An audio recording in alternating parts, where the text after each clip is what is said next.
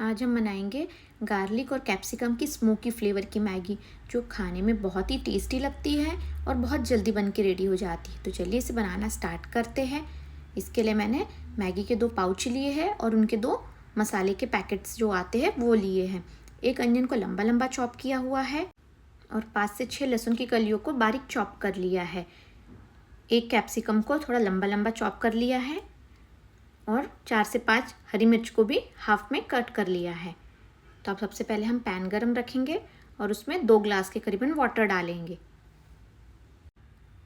जो हमने नूडल्स लिया हुआ है अब ये डाल देंगे और जो मैगी का मसाला आता है वो भी डाल देंगे इसी समय पर और इन्हें बॉईल करने के लिए छोड़ देंगे।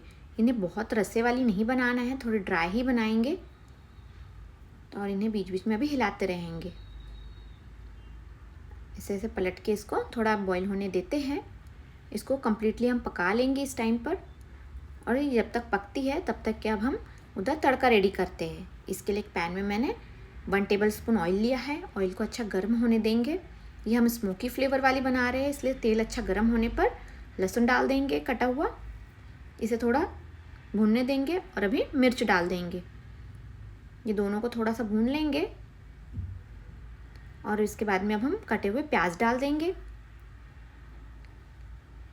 और अभी कैप्सिकम डाल देंगे। इनको अच्छे से मिक्स कर लेंगे और इसे हाई फ्लेम पे 4 से 5 मिनट के लिए हम इन्हें पकाएंगे। अभी इधर मैगी का पानी भी कम हो गया है और काफ़ी अच्छे से पक गई है, तो हम गैस का फ्लेम ऑफ कर देते हैं और इन्हें चलाते रहेंगे जब तक ये थोड़ा और गोल्डन ना हो जाए। अभी ये भी अच्छे से गोल्डन हो गए हैं, एकदम क्रिस्पी हो गए हैं। तो अब इसमें हम half teaspoon red chilli flakes मिला देते हैं और हाफ़ टी स्पून ऑरिगेनो मिला देते हैं और 1/4 टीस्पून सॉल्ट मिला देते हैं। इन्हें अच्छे से मिक्स कर लेंगे और 1 से 2 मिनट तक के पकाएंगे। अभी 1 से 2 मिनट हो गया है इसको चलाते हुए, तो इसको हम अभी मैगी में डाल देंगे।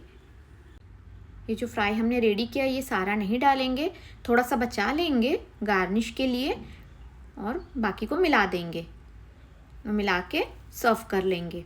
इसको अभी गर्म करने की ज़रूरत नहीं है, मैगी ऑलरेडी गर्म है, तो बस मिक्स करना है अच्छे से और इसे गर्म गर्म ही सर्व कर लेंगे, जिससे गार्लिक का जो क्रंचीनेस है वो वैसा ही बना रहेगा और काफ़ी टेस्टी लगता है। तो चलिए इसे बोल में ट्रांसफ़र कर लेते हैं और बचा हुआ ये फ्राई को अभी इस ऊपर से डाल देते हैं हम। तो बन के रेडी हो गई है स्मोकी फ्लेवर की मैगी। रेसिपी पसंद आई हो तो मेरे चैनल को सब्सक्राइब कीजिए, रेसिपी को लाइक और शेयर कीजिए, कमेंट में ज़रूर बताइए आपको रेसिपी कैसे लगी।